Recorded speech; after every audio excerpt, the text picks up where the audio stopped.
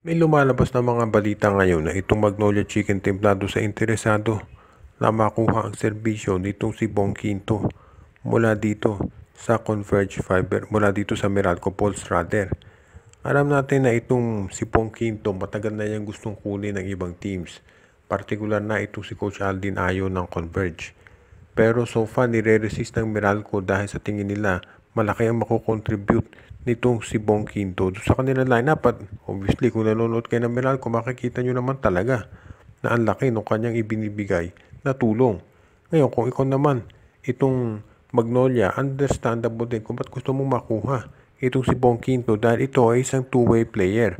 At kung ipagkukumpara natin itong si Quinto at itong si De La Rosa, sa tingin ng iba mukhang mas magaling na offensive player itong si Bong Quinto pagdating dito sa contribution niya sa scoring at lockdown defender din ito.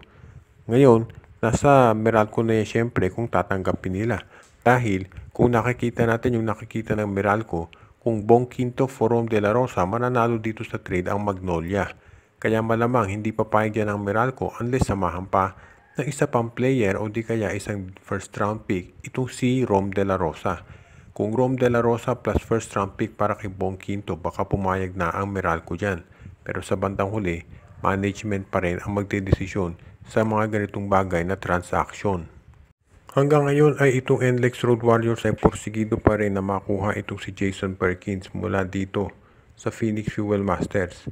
Alam natin na ilang beses na may nag-offer dito kay Perkins pero talagang pinaninindigan itong Phoenix na hindi nila ipamimigay. Ngayon itong NLEX mukhang ganyan pa rin ang gustong gawin.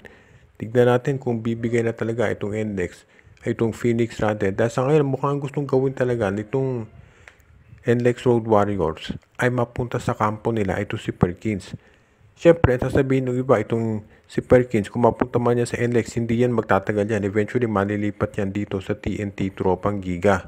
Ganun pa man, kung mangyari man yan o hindi, ang maliwanag dito, itong NLEX ay gagawin daw ang lahat para makuha si Perkins dahil nga, ang laking bagay nung nawala sa kanila si Brandon Roser.